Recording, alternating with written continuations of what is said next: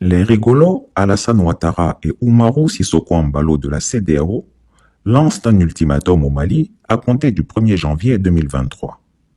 La CEDEAO offre comme cadeau d'anniversaire à Alassane Ouattara la guerre sanglante contre le Mali. Voici deux Cro-Magnons qui sont de véritables plaisantins. Voici deux paltoqués qui de toutes les façons seront chassés du pouvoir.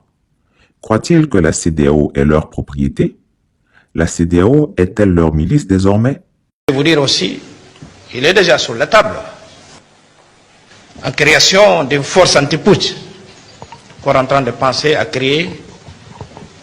Et ça va permettre que tout le monde comprenne que nous sommes en plein siècle XXI. C'est inadmissible, inacceptable des coups d'État. On ne peut pas penser que pour arriver au sommet de l'État, c'est un fast-track. Non. Comme bien dit au président Macron, ça, il y a les procédures arriver chef d'État. Donc, il faut qu'on soit tous républicains. C'est le peuple qui a le droit de sanctionner les dirigeants. Bon, malgré que beaucoup de fois aussi, les peuples sont complices, tenant en considération les niveaux. Mais, c'est avec ça qu'on doit faire. C'est pas avec des coups d'État militaires. Concernant Mali, je suis sûr et certain qu'on va trouver un agenda de la CEDEAO conformément à la décision des sommets, dernier sommet de Accra.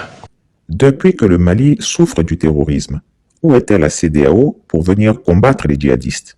Mon frère Ibrahim Boubacar Keïta, je ne dirais pas Ibeka encore, me disait tantôt que la solution est entre les mains des Africains. Monsieur le Président, mon frère, la solution n'est pas entre nos mains. La solution, c'est entre les mains de l'OTAN, qui a créé le désordre, n'a qu'à aller ramener le désordre, l'ordre. C'est simple. Oui, mais il ne faut pas rigoler. Il ne faut pas rigoler. C'est notre vie. C'est l'Afrique qui est en danger. C'est l'Afrique qui est en danger. Les Nations Unies qui ont donné le quitus sont responsables aussi. Donc, aucune armée africaine ne peut aller détruire en Libye le terrorisme. Je ne dis pas le peuple libyen. Les populations libyennes, quelles que soient leurs origines, quelle que soit leur idéologie, peuvent dialoguer et trouver une solution. Mais là où le bas blesse, comment peut-on négocier ou dialoguer avec les intégristes, avec les fondamentalistes? C'est impossible, il n'y a pas de dialogue. Et ce sont ceux-là aujourd'hui, ceux-là qui font le jeu en Libye. Donc il n'y a que l'OTAN qui a les moyens nécessaires, comme ils l'ont fait pour faire partir Kadhafi, pour assassiner Kadhafi, à aller assassiner aussi les terroristes là-bas. La base, c'est là-bas. On tue un serpent par la tête, mais pas par la queue. N'est-ce pas? Donc, si on veut résoudre le problème du Sahel, si on veut résoudre les problèmes en Afrique, ailleurs, au sud du Sahara, il faut s'occuper de la Libye. Quand c'est pour combattre les djihadistes, la CEDEAO n'a pas de force spéciale pour faire la guerre. Mais quand c'est pour se soumettre aux caprices d'un dictateur sénile comme Alassane Ouattara, c'est là que la CEDEAO donne de la voix. Au Nigeria, les chefs d'État ouest-africains demandent la libération des 46 militaires ivoiriens détenus au Mali. C'était une des principales requêtes du sommet de la CEDEAO qui a débuté ce dimanche à Abuja, au Nigeria. Les dirigeants des États de l'Afrique de l'Ouest exigent que la junte au pouvoir au Mali libère ses soldats avant janvier, sous peine de sanctions. Et on va tout de suite retrouver notre correspondant dans la région, Serge Daniel, bonsoir. Alors, ces militaires ont été accusés par les autorités maliennes d'être des mercenaires. Ils sont retenus depuis le mois de juillet au Mali. Comment se sont déroulées les discussions à ce sujet à Abuja?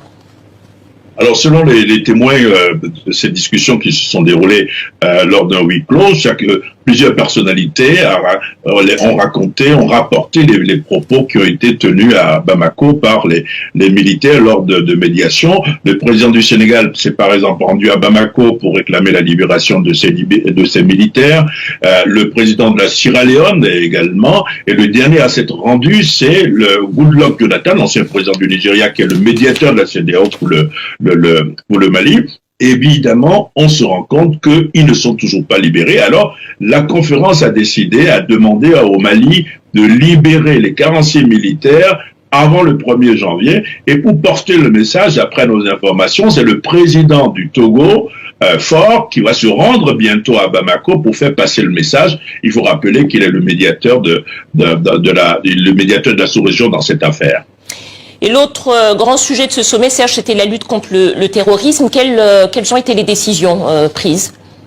Alors c'est très important, il y a une volonté, une décision, un projet a été adopté à Abuja par les chefs d'État de la CEDEAO, c'est la création d'une force militaire pour lutter justement contre le terrorisme, et une force militaire qui va être également destinée à lutter cette fois-ci contre les coups d'État. Et ils ne veulent pas, les chefs d'État que nous avons rencontrés à Abuja ne veulent pas entendre parler d'attendre une contribution de l'Occident ou des pays européens. Ils vont mettre eux-mêmes la main à la poche pour que cette force militaire fasse deux choses, lutter contre le terrorisme et lutter contre les coups d'État. La question des 46 soldats ivoiriens inculpés au Mali est un dossier qui ne peut se résoudre que par la négociation politique. Donc comme ça, la CEDEAO va aller tuer des millions de Maliens cadeaux juste pour libérer 46 mercenaires ivoiriens? Pensez-vous que les Maliens vont regarder et nourrir les 46 soldats pendant que la CEDEAO sera en train de faire tranquillement la guerre au Mali? En tout cas, on les regarde. Elle rencontrera au Mali sa plus grande humiliation, car, comme disait un président, la guerre, on sait quand ça commence, mais on ne sait jamais quand et comment ça finit. En Côte d'Ivoire, on dit tenter regretter. La CEDEAO veut-elle donner un cadeau d'anniversaire à Alassane Gaspard Dieudonné Ouattara alias Chameau, qui serait prétendument né le 1er janvier 1942 à Dembokro? Wallahi, Alassane Ouattara est un menteur compulsif. Même sur simple date de naissance, il ment. Les dirigeants ont également exprimé leurs préoccupations concernant la détention continue de 46 soldats ivoiriens au Mali et appellent les autorités maliennes à libérer les soldats au plus tard le 1er janvier 2023. Chris Yapi a demandé la réaction des autorités maliennes suite à cette infamie. Elles déclarent qu'elles ne vivent pas au rythme des errements des égarés de la CEDEAO. Chris Yapi ne ment pas. Retrouvez Chris Yapi sur ses deux chaînes YouTube, sa chaîne Dailymotion, Instagram et VK.